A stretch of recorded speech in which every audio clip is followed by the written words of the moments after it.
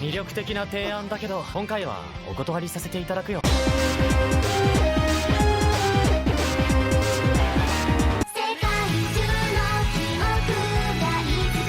Continuing right from where we left off last week, Gehenna's prefects had seemingly arrived to detain the 68ers after they committed some small acts of terrorism. They were led by Chinatsu and Iori, who were basically like the good cop, bad cop respectively, or to be more precise in this situation, the sensible one and the trigger-happy one. And having been caught in the middle of this mess, the foreclosure task force were facing down Iori's barrel. To make matters worse, Hoshino seemed to be MI, leaving the Abitos with little means of negotiation.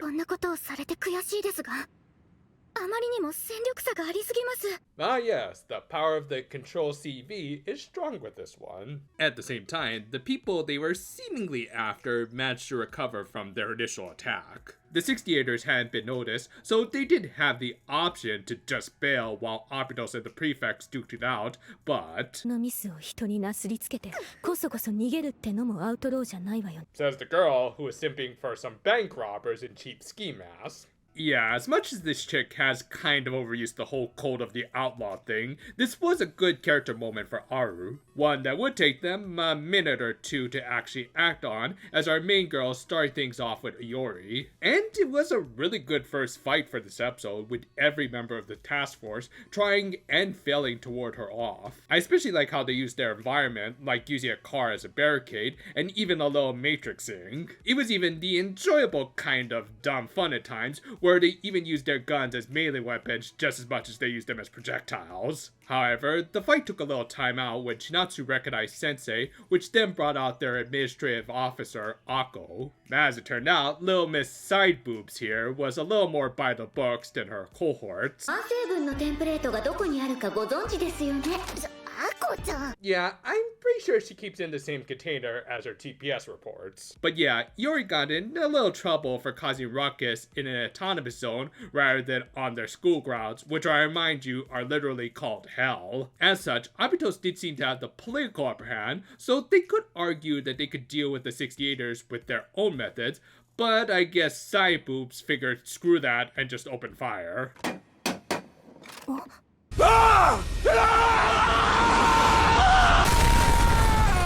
The problem-solving outlaws finally joined the fight, with Kayako in particular taking center stage when she pointed out how all of this wasn't just likely for them. After all, why waste so many resources on an otherwise minor splinter cell of their school? No, it was clear that the prefects were using them as some convenient scapegoats to cover up their real target, which turned out to be Sensei. Yeah, apparently he had some sort of connection with the MI General President through his organization Shale. Thus, they wanted to capture and use him as a strong political tool. Well, that's a rather tame reason why an anime protagonist would have a harem, really. Of course, everyone, including the 68ers, tried to defend their little boy toy. And this led to a pretty awesome team-up, with the two clubs pairing up with someone from the other side, like Serika and Mutsuki, acting as some effective snipers, who even managed to take out Iori, Shiroko and Aru having an awesome back-to-back tracking shot, and Haruka and Nonomi just kind of doing their own thing. But yeah, altogether, this was easily one of the best battles of the series so far, with so much going on at once where we all got to see these characters' personalities on full display. I especially like this bit of Shiroko using a car door as a shield, both in reference to the earlier battle with Iori, and even her basically fulfilling the role of the absent Hoshino. It easily made up for either the subpar or outright lacking of actual battles from previous weeks. In the end though, Gehenna had more than enough faceless jobbers to win a war of attrition, but they also had some higher-ups above them, like their president, Hina. She ordered their troops to withdraw after they basically started up a war without her permission, but she still wanted to discuss a few things with Abitos, most likely with Sensei. And it was only after the fights were over that Hoshino finally decided to show up. But yeah, apparently the lowly presidents knew each other, probably because they both had to shop in the kids aisle for clothes. though Hoshino either forgot about Hina or, more likely, was just playing dumb. Either way, the Prefect president hinted at some sort of incident that should have led to her leaving Abudos for some sort of reasons. Yeah, obviously, this is an episode that's meant to raise about 1,000 more questions rather than answering any of the ones we have so far, but at least it's intriguing, and we can read in between the lines, especially over what these two were hinting at. Anyway, she had their forces retreat, and good lord, this girl has some serious Zentai Ryoki going on. And she said something rather cryptic to Sensei that we couldn't hear. Well, okay, this could lead to some interesting developments on down the line, like when they actually do reveal what she said there, like maybe in a few episodes, or maybe even near the end of the series, or... アビドスの捨てられた砂漠。あそこでカイザーコーポレーションが。Just a few seconds later. Yeah, it was kind of pointless to not let us hear her the first time, if that were the case. Hell, it wasn't even that big a reveal, as we already know that Kaiser Corp is really shady, but whatever. The episode ended with Shiroko, very understandably, becoming a little sus of their president.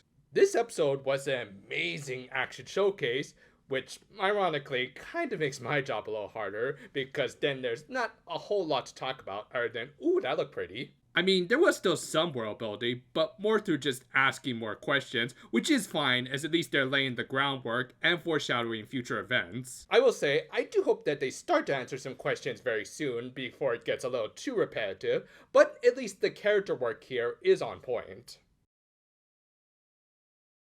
I think low-key one of my favorite moments in this whole episode was actually Aru briefly apologizing to the task force, both for, kind of blowing up Serika's part-time job, and also seemingly dragging them into their troubles with their school. It was a good character moment on both sides, with Serika even seemingly accepting the apology both through her facial expressions and later being able to work with Mutsuki. Though, ironically, it was actually kind of the other way around. I mean, yeah, they still blew up the restaurant and everything, but Gehenna was always going to go after Sensei due to his connections with the general president. Stuff like this does give us a good sense that a lot of things are going on behind the scenes, with even being heavily implied that Hoshino was also up to something. It was intriguing, though I will say they are kind of stretching things out a little too much for their own good. Fortunately, like at least a decently good Michael Bay movie, lots of explosions and action helped to make you forget how drawn out the plot was getting. For this episode in particular, not only was the action really well animated and choreographed, it was also just awesome to see the two opposing clubs teaming up with overall good synergy.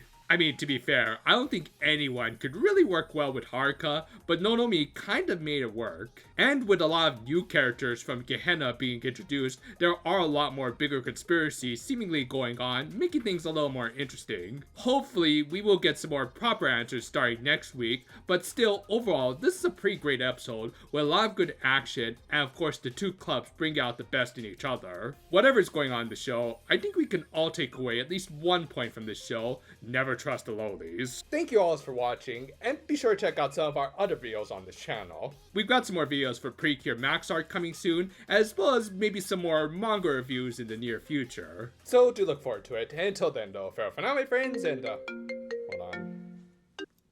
Hello? Oh, well, yeah, I'll be sure to get those reports done by Wednesday. Yeah. Okay, where did I put that trash can?